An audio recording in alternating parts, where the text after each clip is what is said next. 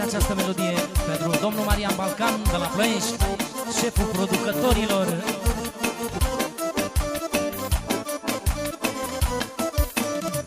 Dumnezeule din ori, distruge-i pe prăduitori, dă-le, Doamne, numai rele, că mi-au făcut zile grele. Dă-le, Doamne, numai rele, că mi-au făcut zile grele.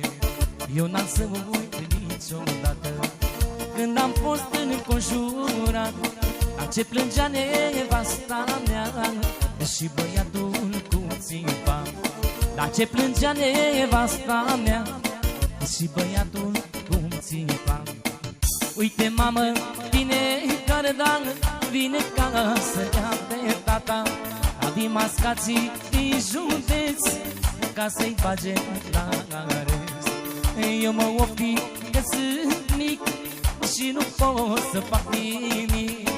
De-aș fi mare, i-aș da tata, că sunt băiatul lui tata.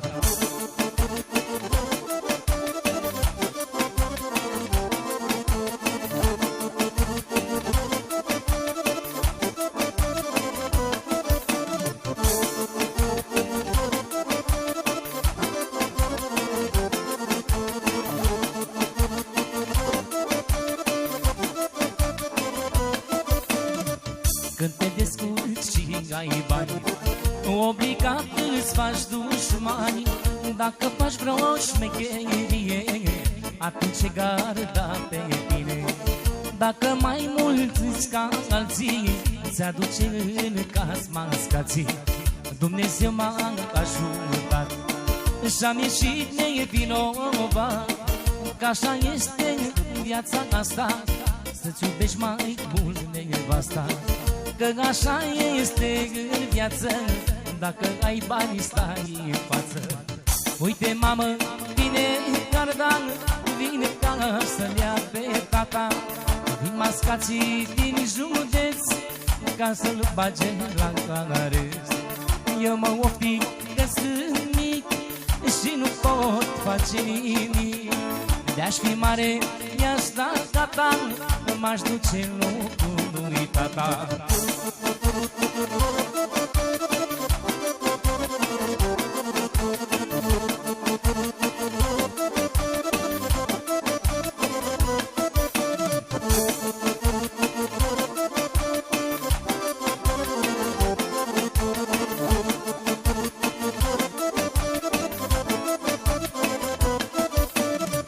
Dumnezeule din ori, distruge-i pe prăduitori, dă-le, Doamne, numai rele, că mi-au făcut zile grele.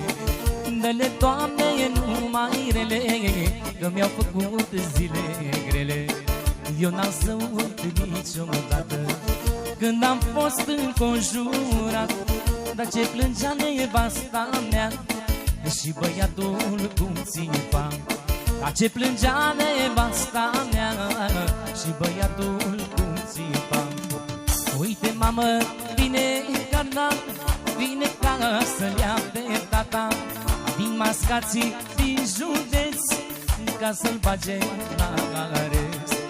Eu mă ofi că sunt mic și nu pot să fac nimic. De-aș fi mare, i-aș da gata, m-aș duce locul lui tata.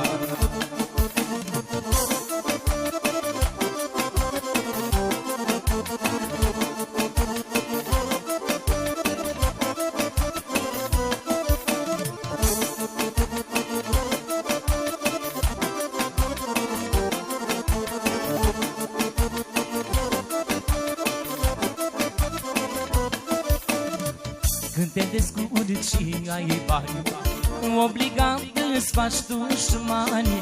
Acum faci vreo șmecherie, atunci e garda pe tine.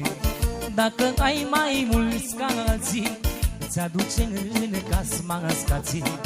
Dumnezeu m-a ajutat și-am ieșit nevinovat, că așa este în viață, dacă ai bani stai în față. Că așa este azi în viață, dacă ai bani stai în față. Uite, mamă, vine garda, vine ca să-l ia pe tata din mascații din județ, ca să-l bage la are. Eu mă oftic că sunt mic și nu pot face nimic. De-aș fi mare, i-aș da gata, că sunt băiatul lui tata.